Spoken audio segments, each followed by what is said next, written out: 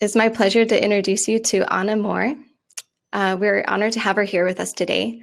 Anna is a sustainability consultant for eco-business based in Singapore and was previously based in London with Anti-Slavery International. Anti-Slavery International is a 180-year-old abolitionist organization that campaigns worldwide by working with local stakeholders to secure effective implementation of anti-slavery laws and the improvement of labor practices.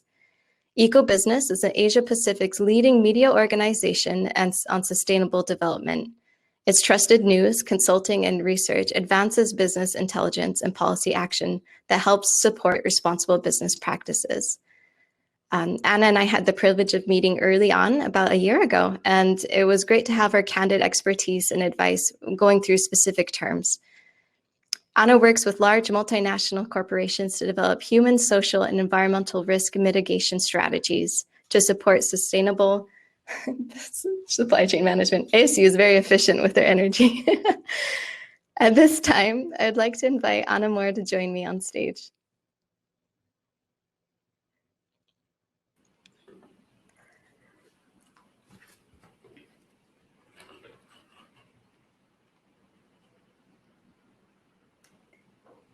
Thank you, Jessica, for the warm introduction today.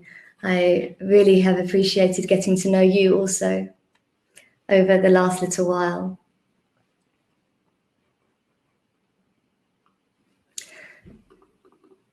I'm absolutely delighted to be here with the Arizona State University Institute of Sustainability and Innovation, and I would like to thank them, first of all, for hosting this fantastic event. Among a panel of esteemed speakers from across industries, it really is a delight to be here as your keynote speaker today.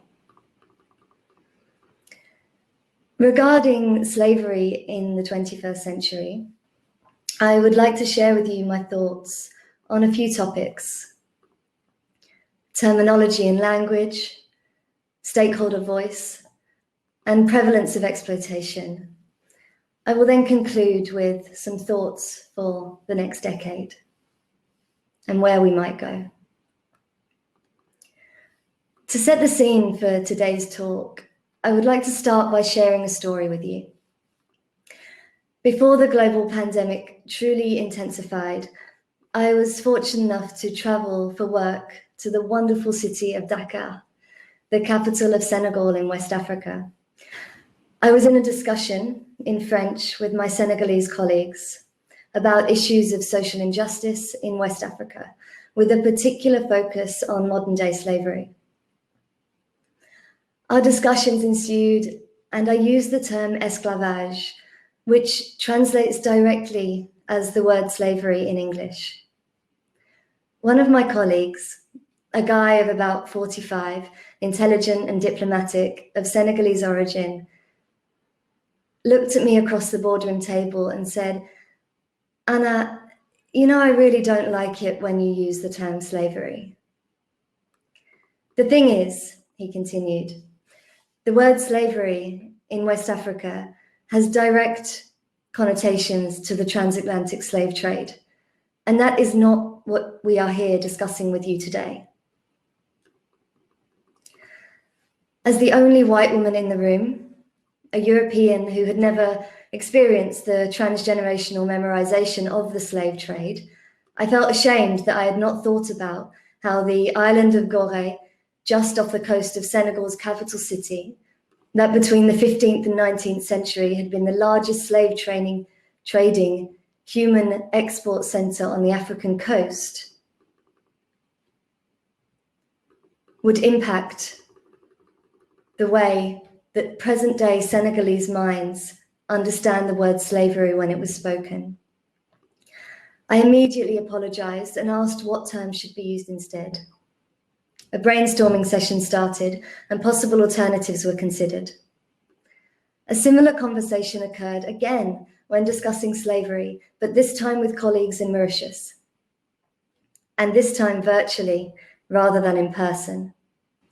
Mauritius, of course, experienced a very different form of the slave trade, a small island in the Indian Ocean that for centuries, under the colonial rule of differing nations, was a place where humans were imported and forced to toil in sugar plantations from places like Madagascar, Zanzibar, and the Indian subcontinent. Interestingly, both sets of colleagues came to similar conclusions regarding the word that should be used instead of the word slavery.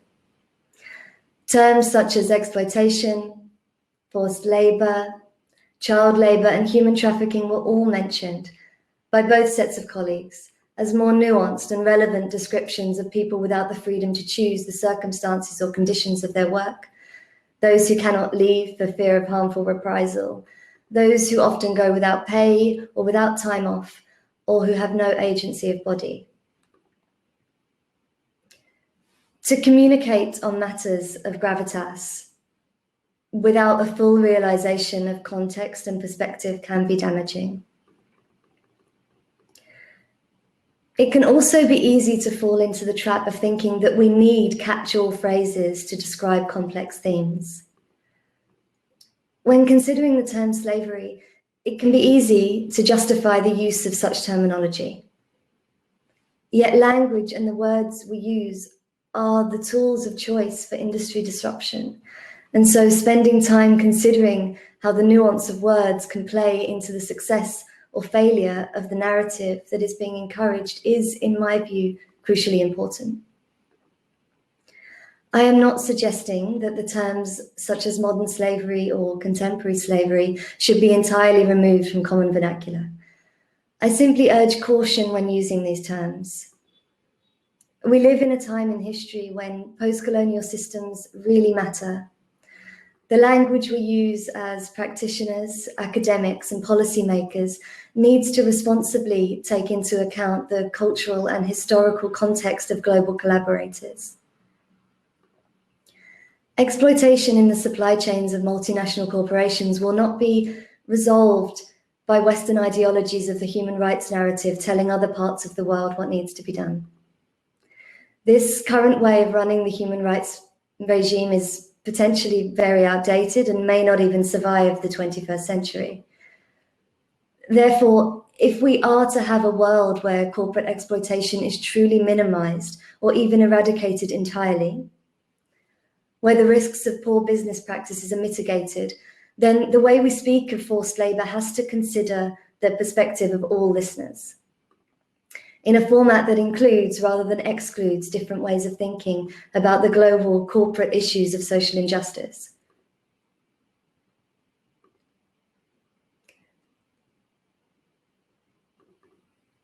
I would argue that by using the term modern slavery to describe corporate exploitation and forced labor, we are not necessarily speaking with sensitivity to the vast majority of people working across the globe to improve the issues faced by workers within supply chains worldwide.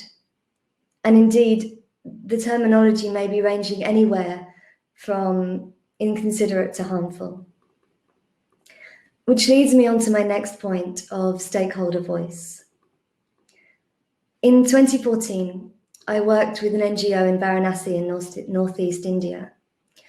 My job was to run programs addressing issues of health and sanitation, education, and women and children's rights in the suburbs of India's holiest city, Varanasi. Some of the children and families that I worked with regularly for over a year had been victims of forced labor in brick kilns. Some of the children, sometimes as small as 5 years old, were even taken from their homes and forced to work in restaurants or factories. Promises of pay that never came and degrading abuse and violence were part of the narratives that were shared with me by the survivors and their families. The families I spoke to had migrated to the city from the countryside for reasons of climate and resources in search of economic prosperity. They resided in the suburbs of a city in self-constructed housing made from bamboo poles and plastic sheeting on the banks of the river Ganges. The level of poverty was high, and therefore the families were extremely vulnerable to exploitation, social exclusion, and the failings of laws that were not designed with them in mind. Corporate exploitation occurs when there is an overlap between the individual vulnerability of a person's socioeconomic status societal rejection in part because of that poverty, and systems where the law fails to protect those with the weakest hand to play. This, and an insatiable demand for cheap goods and therefore cheap labour, is what encourages the corporate exploitation that occurs around the world today. The problem of corporate exploitation cannot be fully understood and tackled unless we are able to invite a selection of stakeholders from different parts of the supply chain to the table. The corporate world is experiencing a huge shift away from stakeholder primacy and into stakeholder theory. And the pandemic has enabled people who wouldn't usually be invited to certain meetings to be there virtually to give their opinion. But the shift to stakeholder theory is so much in its embryonic stages that when I was recently doing some consulting work with a very large multinational company and I asked who their stakeholders were, a very senior executive told me, without irony, that stakeholders were shareholders and shareholders were stakeholders. The person was not incorrect. However, they were not quite able to think outside of the corporate box that their career had so far succeeded in. There is nothing wrong with not knowing what you don't know. But in my view, if corporations really want to understand what's going on in their supply chains, then the people working in factories or in the fields of those supply chains need to be invited into the conversation. Some companies are doing an excellent job of this, and I've had the privilege to work with huge global enterprises that have done just that, and done it so well that the corporate exploitation in their supply chains has massively reduced without negatively affecting profit margins. So it can be done, but it takes a progressive organizational mindset to want to go to the bottom of the garden and turn over each stone to understand all of the creepy crawlies that lie beneath. Exploitation across supply chains is enabled through business practices that disadvantageously affect the vulnerable workers in product and labor supply chains. On the issue of human trafficking, as mentioned recently by Antony Blinken in his recent address, there is an overlap between trade, humanitarian response, migration, and exploitation. This is crucial to grasp for the issue to be addressed on a global scale with the necessary awareness of regional and local context. My final point that I want to discuss with you today is prevalence and also where we might be going and what possible solutions there might be. When speaking with you today, I have chosen to use examples of my work from different parts of the world, but it is important to remember that forced labor in corporate supply chains is not happening somewhere else.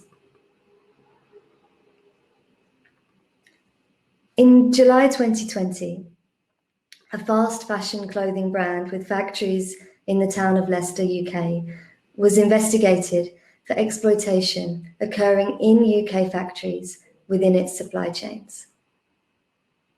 Factory workers were paid illegally well below the minimum UK wage and forced to work long hours in unsafe and non-socially distanced environments during a global pandemic, with the lockdowns having amplified the illegal working practices that were going on. This is just one example of the way that corporate exploitation can occur. Other examples are people who are working in construction, and this happens in the UK and it happens all over the world, and they have no right to leave. They have to go to work every day. They are beaten if they try to leave, and they are not paid. And these are people who are vulnerable to exploitation because of the systems that they are working within letting them down? There are several estimates that the state of human trafficking system, that the human trafficking system generates over 150 billion US dollars annually, and that many of the tens of millions of people who are trafficked worldwide, high percentages of them are ending up in forced labor conditions in the private sector. Trafficking of people into forms of exploitation that go below the radar because of convoluted subsidiary supply chains with limited oversight from the parent company happens in every country in the world and in each commercial sector that one can think of. From the garments that we wear, the houses constructed for us to live in, to the coffee we sip each day and the chocolate we probably eat far too much of. Unfortunately, such is the demand for cheap goods that this army of so-called disposable laborers that exploitation of corporations thrives on is omnipresent in our modern world. As we progress into this new decade, past the year the world seemingly came to a halt and into 2021 and beyond, we must consider the ways that things might change and the ways in which access to technology can better protect people from exploitation.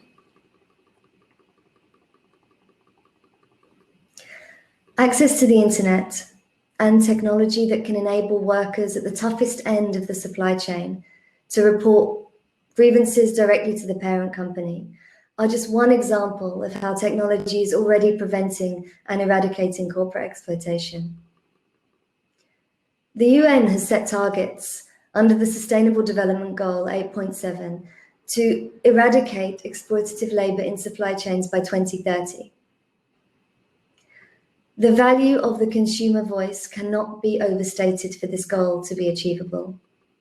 However, in my opinion, the consumer voice cannot do this alone. Companies and governments must step up also. Currently, the overly complex supply chains of multinational companies make tracing forced labor and resources derived from coercion and violence difficult to trace.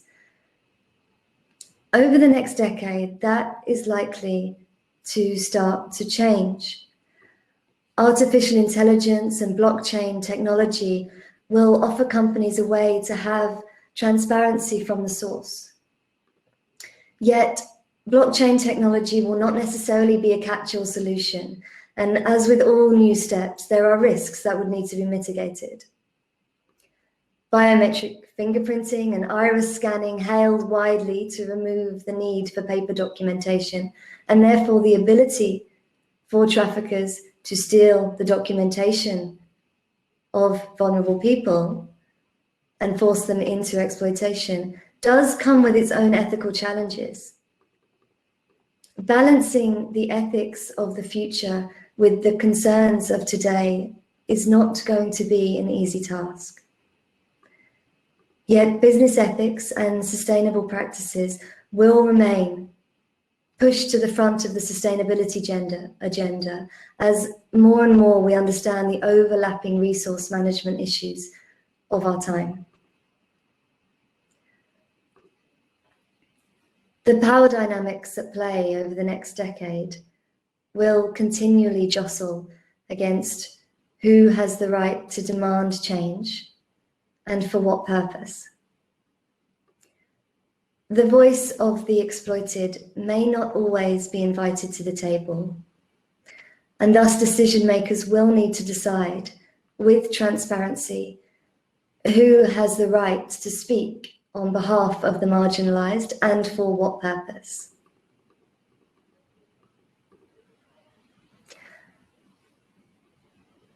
The consideration of the power, perception, presence, and capacity of multiple actors and frameworks that enable corporate exploitation will have to be understood.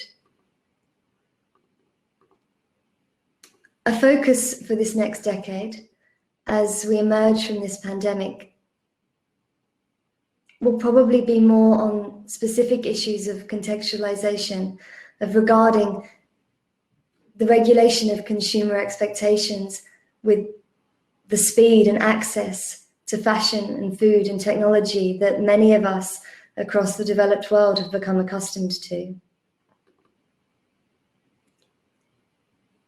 I'm not suggesting that the solutions are easy or that I have any of the answers, but I really do believe that understanding the context of the narrative that we are trying to push towards is crucial. And if we are to reduce and possibly mitigate corporate exploitation, then context of each individual nation and region experiencing these issues will be crucial to develop our understanding and to resolve these issues going forward. Thank you.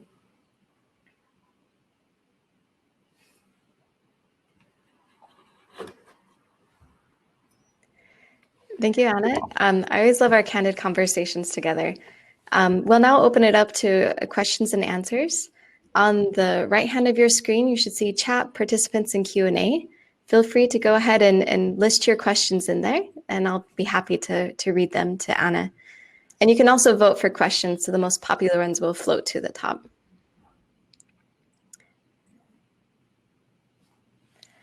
I think I can start out with a couple questions. Oh my goodness. It's good for the climate if you have We're doing our part over here. Thank you. Very, very pleased to see it. I was wondering if you could talk about kind of what metrics you use when you talk about like campaigns and nonprofits and charities and corporations to support. What key things do you want people to look for? I think when that's a really good question, and I think when you're thinking about metrics, I think we can sometimes live in a world where everything has to be a number and everything has to be a statistic and everything needs to be a metric. And I think that, of course, we need to be able to measure things so that we can understand problems, but I don't think that metrics are necessarily the only solution to understanding. And I think there is real value in considering organizations that focus more on the qualitative rather than the quantitative.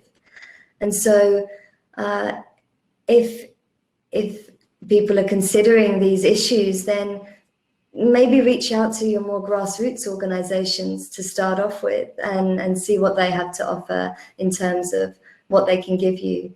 And of course, there's no substitute for reading on the subject. And so as for metrics, of course, for corporates, I would really encourage corporates to get involved in your ESG reporting so that you understand where you're coming from when it comes to your sustainability and your corporate ethics.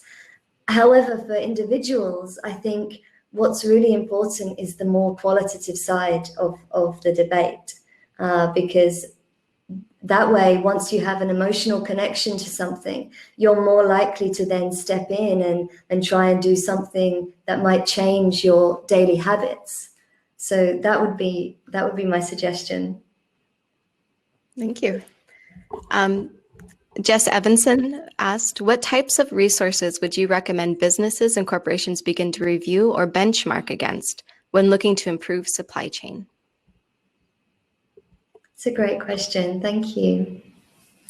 I think when you're looking to improve your supply chains, of course, the kind of go-to bar is the GRI reporting system.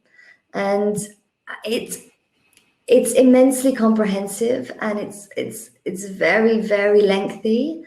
And if you're a corporation and you don't know how to do these reporting systems, then get consultants in to show you how it's done, because there's so much value in the way that the GRI, as an example, offers the opportunity to really dig deep and as I mentioned earlier, to delve under that rock in the bottom of the garden that maybe you don't want to deal with, but actually by knowing what's there, you can start to have that transparency in your supply chains. Mm-hmm. And I know a lot of people feel pressured to present this on ethics alone, which is fine. But in front of board meetings, also, like having a conflict-free supply chain is more stable. You're not going to have like sole source items disappear overnight in one police bust. A lot of times when you give back to making sure that you don't deplete a community in any way, what comes to mind is Intel with their processing plants. They clean the water on their own campus and then they provide it for the community also. And a lot of times that water is cleaner than that city or town's water. So a lot of it has to go back to that ecocide and exploitation cycle. Like you had mentioned earlier, like once you're on ground level, you know exactly what what the problems are, what's driving them into desperation. So I think those are really good points. Yeah, absolutely. And just to follow up on that, Jess, I think it's really important to know how are the resources that your company is using, how are you actually getting them before they've been washed and cleaned and stamped with an ethical certificate? Where are you really getting the metals from? Where are you, and who is mining them? And as you say, the conditions of, let's take mining as an example, if it's unregulated and exploitative, it's likely that it's also probably destructive of the environment as well, because the regulations won't be there. So that's chemicals being thrown into oceans, that's trees being chopped down, and various other things. So it is really worth considering, if you're a big company, where are your resources actually coming from in your supply chain? True. Nice. We have an anonymous question that is at the top. It says, can you explain how COVID-19 has impacted modern slavery and exploitation? That's a very good question. Thank you. I think there's elements that are good and there's elements that are bad. I'll start with the bad. The impact of the global pandemic, one of the many impacts has been, of course, the rise in demand for medical supplies. So this is gloves, masks, hand sanitizer. All of these things are to develop them on the scale that we've needed them over the last year, unfortunately has led to massive exploitation, whether it's in Brazil with the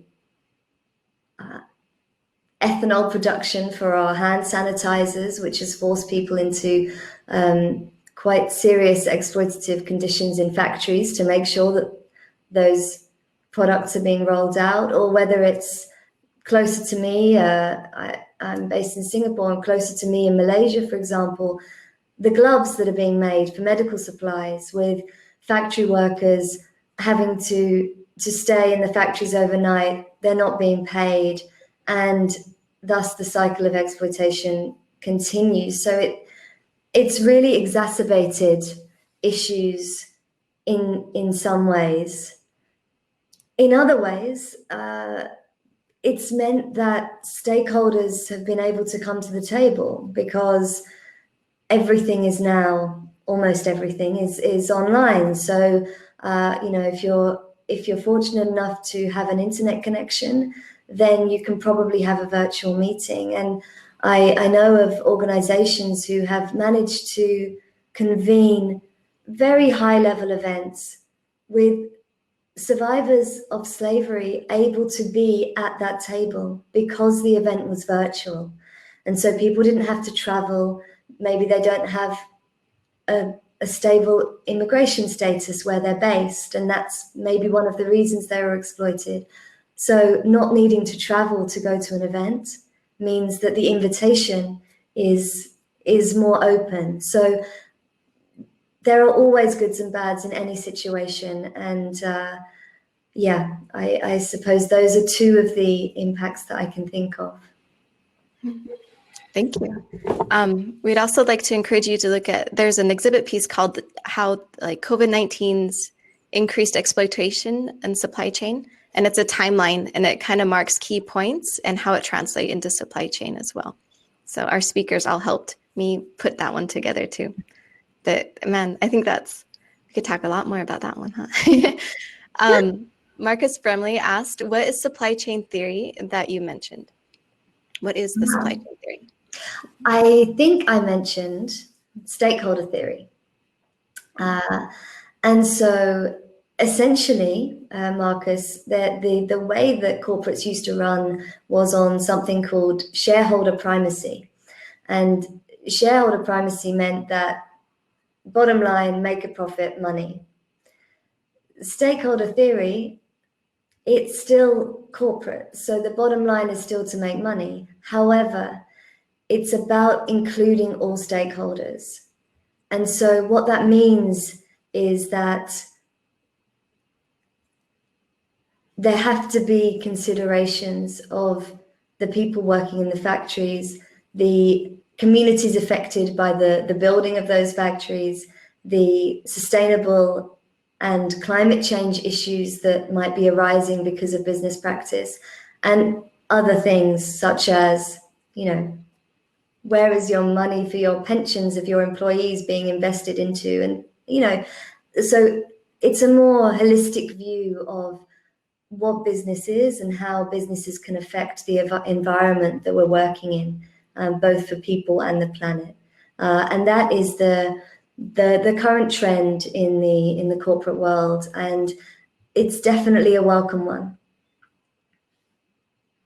Thank you. Martín Montes de Orca said, do you know of any specific companies or industries leading in use blockchains or tracking?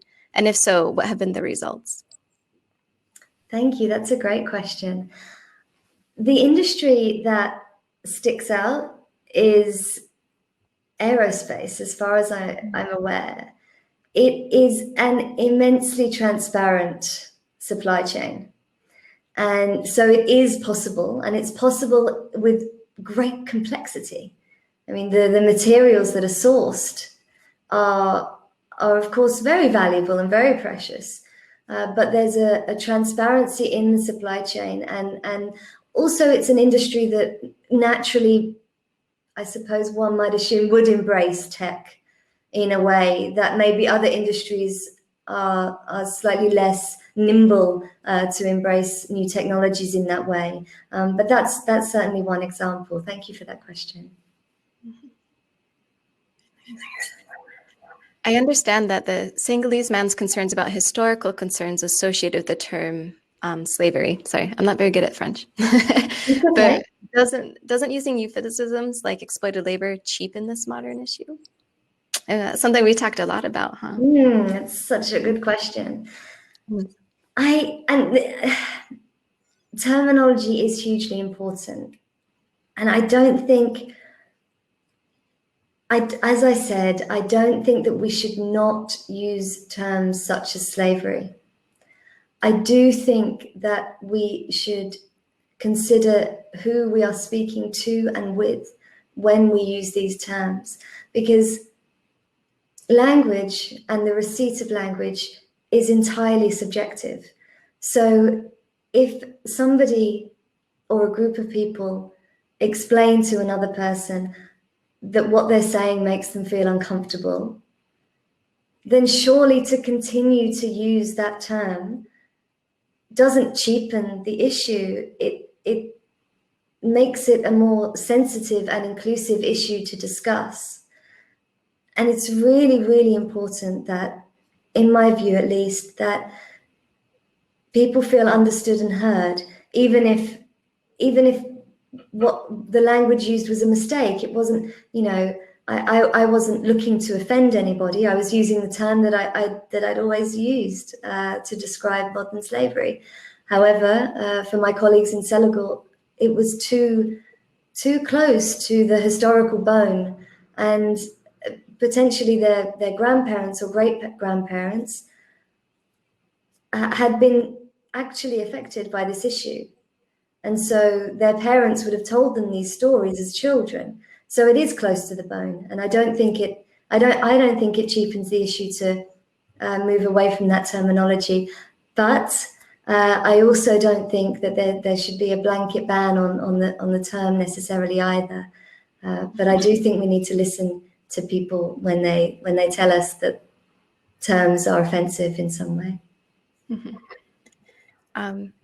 I agree. When we were also talking, when we do presentations and reports, sometimes it's difficult to know which terminology to use. Mm-hmm. Something that you had brought to mind that when we first met, you're saying, well, we can't use the term human trafficking for the situations where there's bonded labor, which is very mm-hmm. common in supply chains, where people bear the burden of the service recruitment fees. So they go months without pay just mm-hmm. for the ability to have a job. And so that's considered exploited. So we can't say trafficking because it was elected, but there's a huge discussion if that really had as a choice then, if they were desperate. Do you have any, I'm sorry. Do you have any guidelines about like general terminology we should use in like a business transaction? I mean, what you're saying is completely on the mark. Just to go back to the point you made about what is choice when your choice is, starvation or exploitation. I mean, these are more existential questions, but I think on your point about what sort of terminology should be used, I think opening it up to your company, to your stakeholders, to your board members, as to what terms do you want to be used in your reporting, and what fits the context of what you're discussing also. It may not be appropriate in some parts of the world to use the term human rights, for example, because it means something else. And so I think that the context, where the company is based, where the parent company is based, where the factories are, what the supply chain looks like, this will all feed into how a company would go about making these decisions on reporting. And also, I suppose, being specific.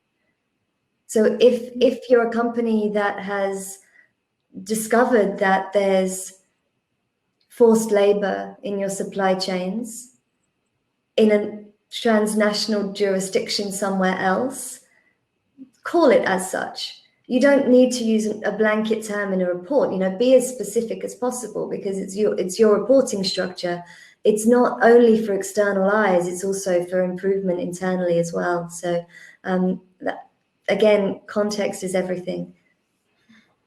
Anna's been very generous with her time with me. We made an exhibit about terminology, and there's very subtle differences that she points out too. So it's something that you really need to read and digest. So that's also available in the exhibit too. I encourage you to go there.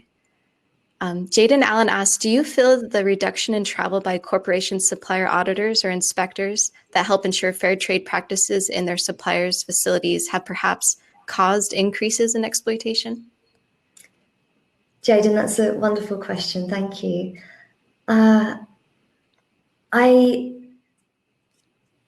always wary of causation as a term. It has certainly, the fact that auditors can't reach factories is likely to have encouraged further exploitation where exploitation was occurring. And I think that the point that you raise is a very good one, because this is another one of the impacts of the pandemic. And so it has been very difficult for a lot of corporations who are really trying to, look under that stone, and they can't get there and they can't see. And they're taking the word of a recruiter or a factory owner that everything is above board, but there's no way of knowing. So yes, I think it probably has encouraged exploitative practices where they existed before. Yes, for sure. Thank you. I see that we have a few more questions. You can feel free to, we'll record those, and you can also personally chat me, and we'll try and get back to everyone's questions if they're not answered during the live Q&A. Thank you, Anna. It's always a pleasure. I appreciate your clarity and your grace. So thank you for joining us today. Appreciate it. Thank you so much. You're welcome. We'll now take a brief 2-minute break to queue for the next speakers, and I'll join you shortly. Feel free to network and get to know your neighbors. Thank you.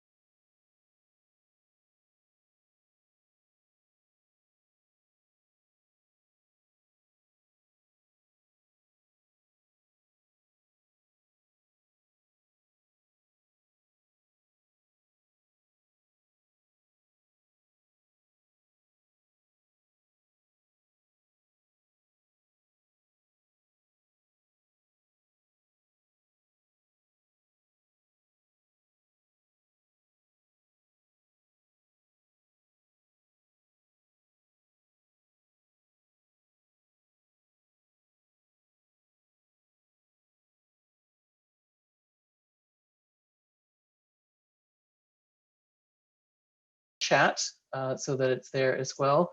And then Kelly, remind me what that hashtag is for posting your participation in the 28 days.